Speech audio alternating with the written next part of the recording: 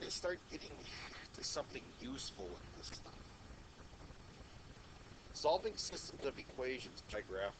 Now, I realize that you don't think math has all that much relevance to reality, but I think you had a run-in with problems with math this morning. You.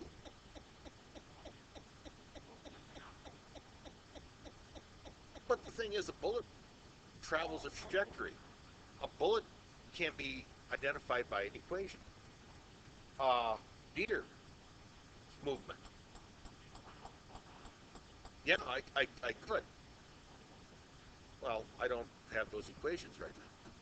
Because the object of the game is to get the bullet and the deer in roughly the same place, and especially the kill zone in the appropriate place, correct? Oh no, that's yes, but that's inappropriate sportsmanship. Okay, there's a specific place you have to hit the deer, correct? So if the bullet intersects the deer in the appropriate place, you've done the job. Any place else, you haven't done the job. You've missed. That's why you still don't have the deer. So, systems of equations. It's a collection of two or more equations containing two or more of the same variables. Now, we're just going to be dealing with a linear system here. We want to see where two lines intersect. That's what we're going to start off with. So, we've taken a look at dealing with graphing before. Now, if I want to solve this system by graphing, we've taken a look at graphing equations by identifying the slope and the intercept, by going through and plugging in a bunch of numbers and coming up with answers. We've also done graphing by intercepts. Each one is set up in its own way. It makes life a lot easier for those of you with your Chromebooks open. You can close them. So, what we're going to do here is we're going to graph each one of these lines. Did I misspeak? Please close your Chrome.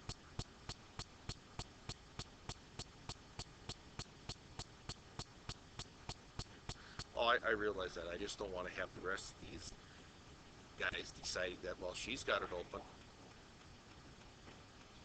No. But see, I know that she's going to do what she wants to do when it comes to this and actually do what I expect. My concern is for the rest of you to think, well, she's got hers open. I can have mine open, and then you watch videos, you watch Facebooks and everything else, and you don't learn anything. I'm not worried about her. I'm worried about the rest of you. Okay, Gavin? So, I want to deal with this. So, set it up, x, y, 0, and 0. We've done this before. If I put 0 in for x, I end up with 3y minus 0 is equal to 9. 3y is equal to 9, so divide both sides by 3, divide by 3, y is equal to 3. So I've got that coordinate. Then, I do the math going the other way, and I put down 0 in here, so that's going to be 3 times 0 minus x is equal to 9. Negative x is equal to 9, so that means x is equal to negative 9. So now, I've got my two coordinates. X is 0, y is 3. Puts it up over here. Negative 9 and 0. Puts it over here. So I have, so I've got a line going through here.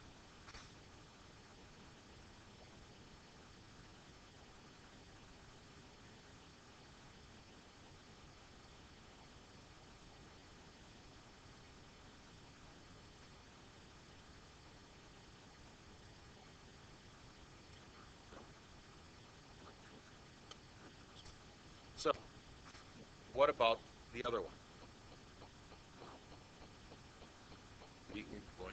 the same exact thing.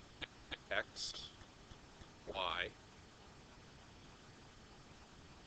and 0 in here, 0 in here.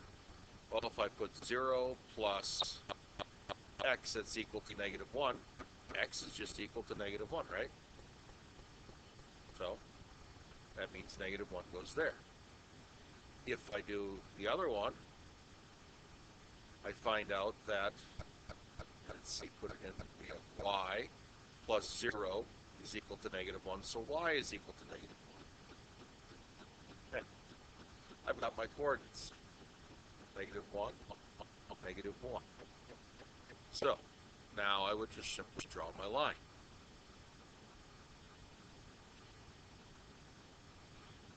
The question is, do these lines actually intersect?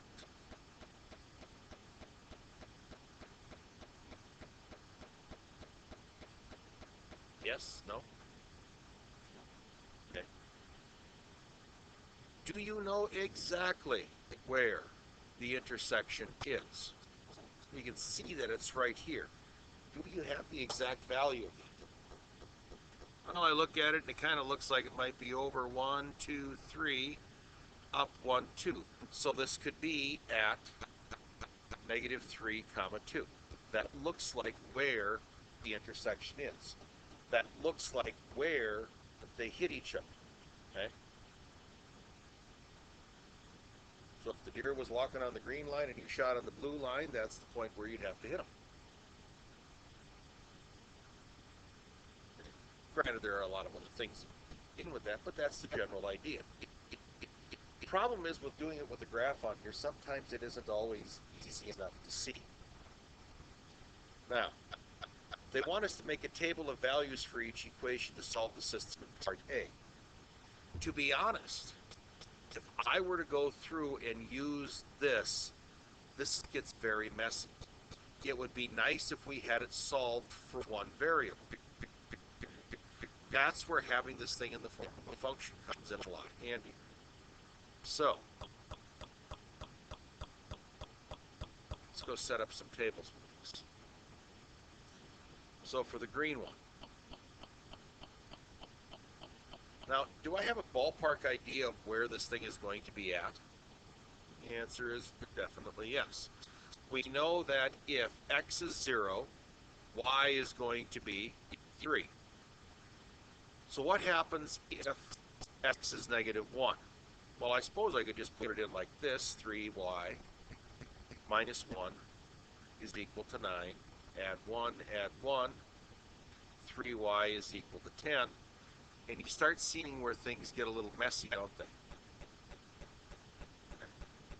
So sometimes we have to do this in a specific way. And it's also a good reason why we want to go and solve for y. So I'm going to take 3y minus x is equal to 9. Add x to both sides, add x, which we've done in the past. 3y is equal to x plus 9. And then I'm going to divide both sides by 3. So I have y is equal to x plus 9 over 3. Now, I want to choose numbers in such a way that I don't get fractions. By having that denominator there, I'm going to choose multiples of that. Why? Because it's going to get rid of things for us. It's going to get rid of fractions. Okay. Now, if I put in the value of negative 1, well, negative 1 for x, that makes that go 8, and that even goes uglier yet. What happens if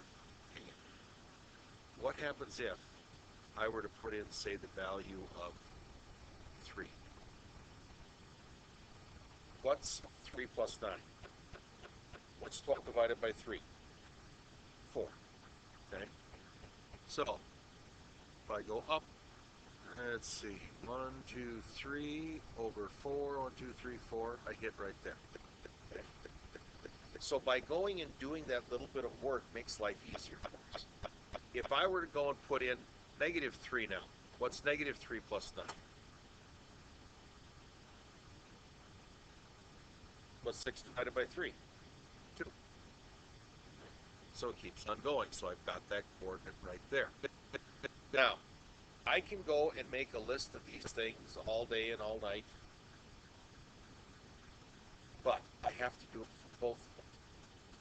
Because what I want to see is where they meet. So now I'm going to do a little bit more work. This. Do the next one. So I've got y plus x is equal to negative 1, and I use the wrong color. Y plus x is equal to negative 1, subtract x. Y is going to be equal to negative x minus 1. Okay. So, x, y. Well, we've already found some coordinates, right? If x is 0, y is negative 1, correct? If x is negative 1, y is 0. What happens if it's negative 2? What do I get? Do I really care? And the answer is no. Why? If I look at these values over here, I was putting in 3's to get whole numbers. Okay? So, what I should do here to make things go quicker is put in negative 3. So if I put in negative 3 for x, what is the negative of negative 3?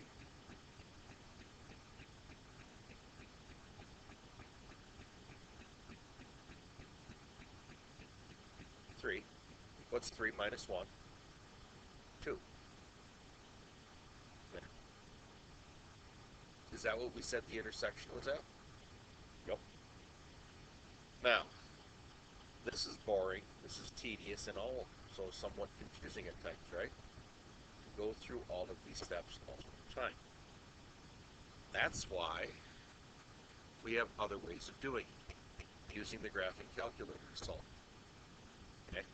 Now, the only real catch with this is you have to make sure that they're each one solve for x. Correct? Solve for y, solve in terms of x. So I have got to take 3x minus 2y is equal to 6. Subtract 3x. Subtract 3x. Negative 2y is equal to negative 3x plus 6. Divide by negative 2. Divide by negative 2. Y is equal to negative 3x plus 6 over negative 2. Because we are going to use the graphing calculator, stop there. Don't simplify any further. The next one.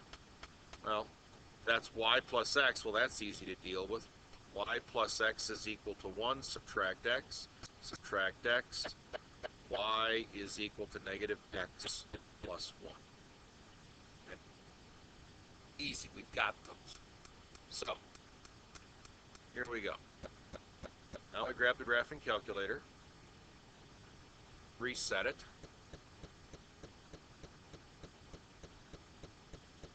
and what we're going to do is put each one of these equations in.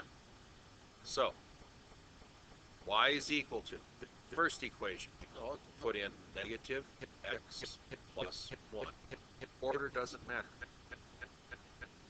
Put the next one in. Whenever you do this and you got something in a numerator like this or even something in a denominator, think of it in terms of parentheses around. So what we're going to do, we're going to put parentheses, negative 3x plus 6, close it, divided by negative 2. Now, if I hit graph, I will see that these intersect, right? Where do they intersect? There are two ways of finding this out. Okay. One of them is second table. If I go up there, I'm going to make this a little bigger so you can see what I'm looking at here. What I want to do is I want to go through the list here and see if I can find where they are the same. Are the y's the same anyplace? Well, I don't see anything yet, do I? Okay. This isn't so good, is it? It doesn't give me the information I want. You've got that puzzle on your fingers.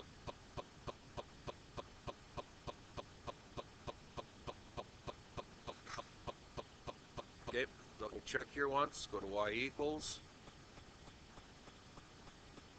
So you got negative 3x plus 6 in parentheses, right?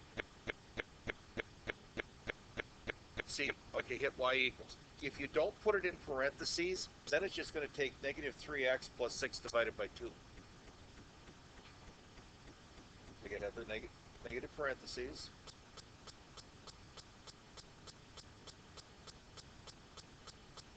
Got it right there now? Yeah. Those yeah. Like I said, those are going to mess you up most of the time. Now, when we hit second table here, we ended up having the problem that I know it intersects. Okay. So, what am I supposed to do? There's nothing here that matches up. How did I get to that? Hit the second and then the graph bar.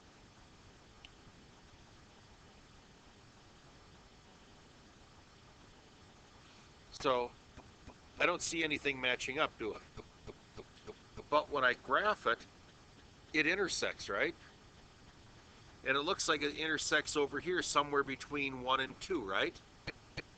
So this is where we can use the calculator to go and help us figure out where that is at. So we are going to hit the second key and then the trace button, and it gets us to this. Okay. Everybody there? Do you see a word that would really be helpful right now? Intersect it is. So we're going to go down and take number 5 and enter. Now, it says y1 is equal to this, first curve. Now it's going to say curve because that's just the way life is. So we press enter. Okay. Now it says the second one, so it goes and identifies the other graph. We hit enter. Guess? No, I don't like guessing. So I do this, and it tells me that the intersection is going to be at 1.6, comma negative 6, or negative 0.6. This will go through and figure out where they are equal. This is the fastest, most accurate way that you guys can do this. So guess what I expect you to do? Use the slowest, most inaccurate way to do it and show all the work, right? I want you to get used to using the graphing calculator. And I want you to use it this way. The thing is, even if you did a spreadsheet, you'd end up having to have the formula in the same way. Okay. So,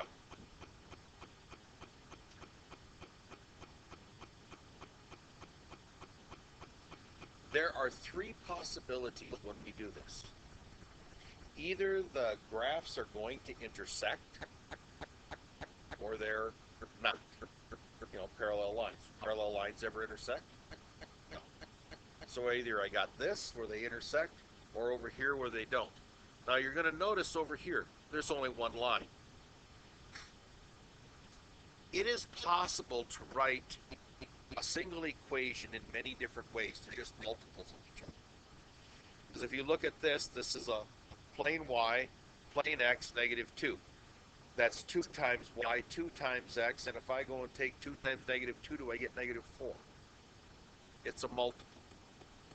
When we have equations that are multiples of each other, they're going to create the same exact line.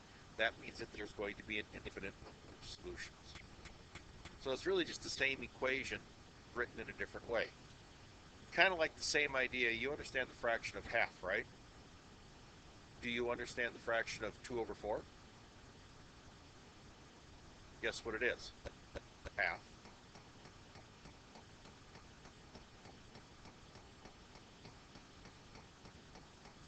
Come in.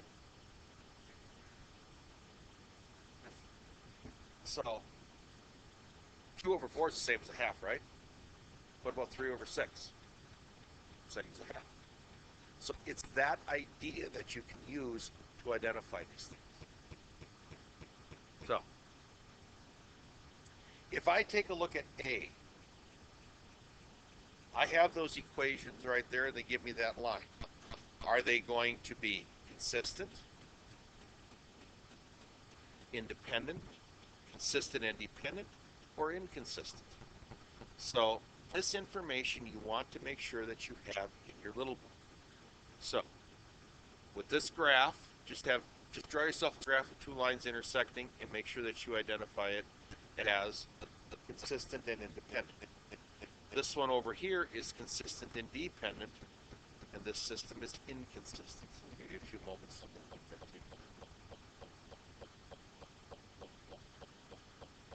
So, if I take a look at A, what is it going to be?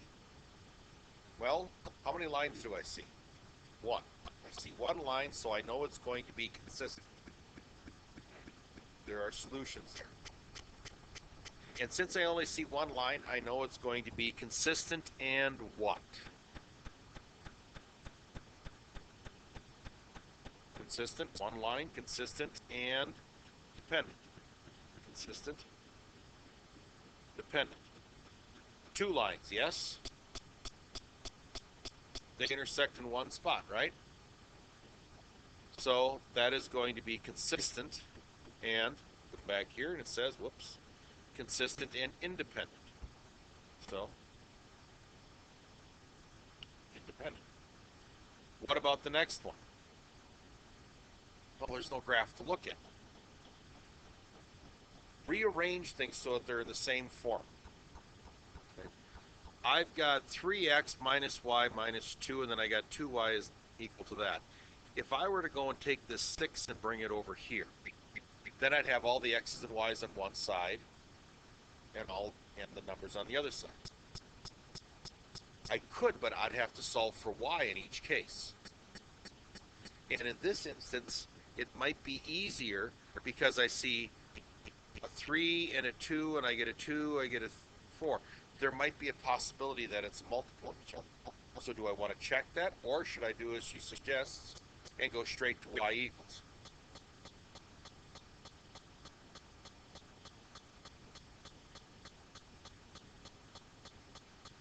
Well, okay, let's go to y equals then.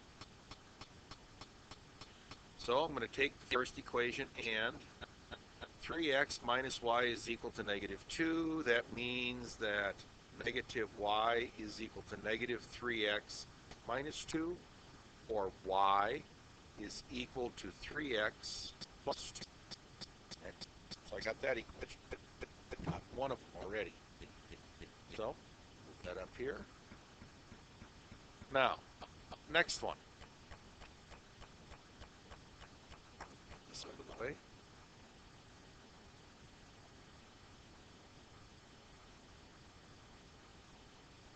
So I got 2y is equal to 6x plus 8. If I divide both sides by 2, divide by 2, I get y is equal to 6x plus 8 over 2.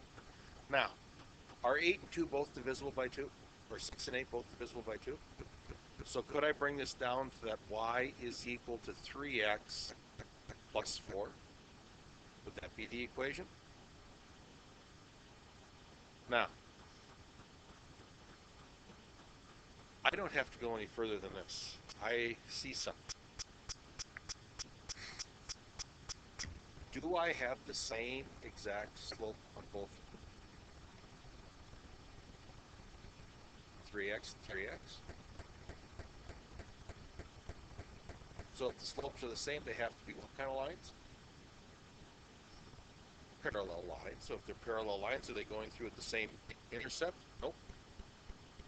So these are completely and totally inconsistent.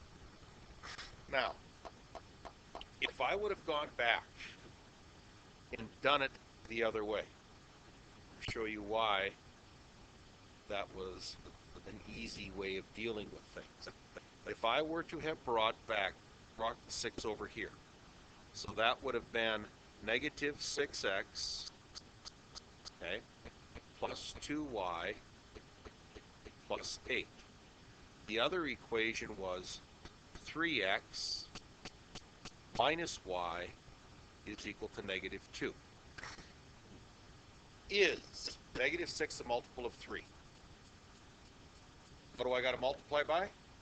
Negative 2.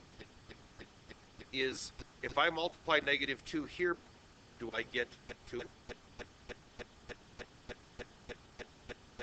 If I take a negative, multiply it by negative 2, do I get 2?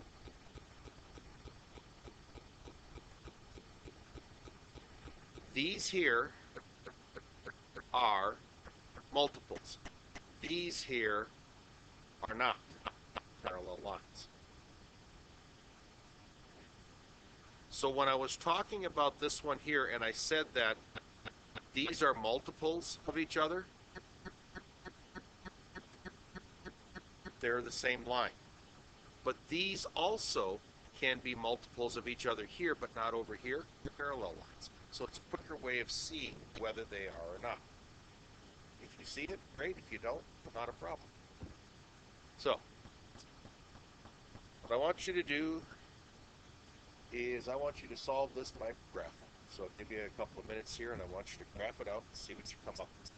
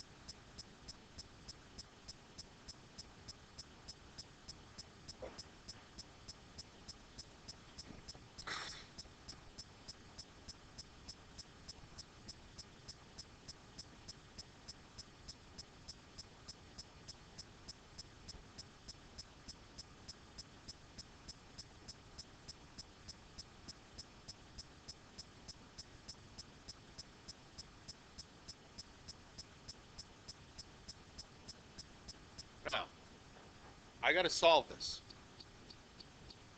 I can graph this by identifying the y-intercepts, or I can solve for y. Which one should I do? Solve for y. Why not? That is what the easiest way to deal with this is. So, that means I've got 2x minus y is equal to 6. Subtract the 2x, subtract the 2x. Negative y is equal to negative 2x plus 6.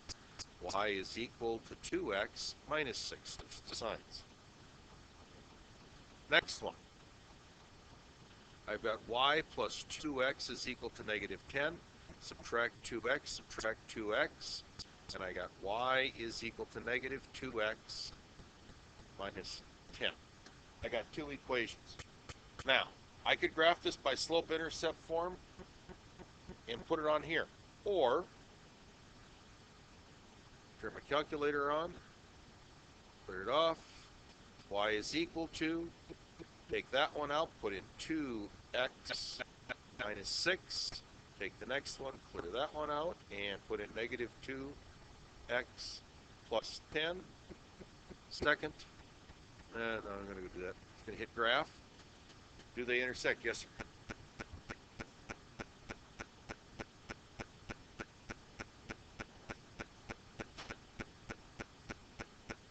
Mhm. Yeah, then we would have been able to say, hey, there's going to be no solution right away. And you're absolutely right. I'm glad you pointed that out. Glad you see that. Good. 2x negative 2x. Okay. So I know that they intersect. So doesn't look like it's going to be a nice number when they intersect. So I'm going to hit second trace. I'm going to go down 5. Hit enter. Press enter. Yes. It tells me that the intersection is going to be at some really ugly numbers. 0.272727, negative 0.454545. And you want to know something? These are repeating decimals. And if you wanted to, you could put that in the graphic calculator and it would actually give you the fraction. So, as long as you make sure that you identify where it's repeating at, you'll be okay. So for this one here, you would say that the intersection is going to be at, we would say, where are we? Point, oops, wrong way, sorry. Wrong way. So that would be 0.27 repeating, comma, negative 5.45 repeating. If you can see the repeating pattern, don't list it as a rounding. Okay? Identify it as so. Let's see that. So, making a table is fine. But again, use the calculator. I don't see any need for you to go through and do the math. I know that you can do the math. Use the calculator so that you can start interpreting what you see and figure things out from there. All right? Do it at the end of class tomorrow, or on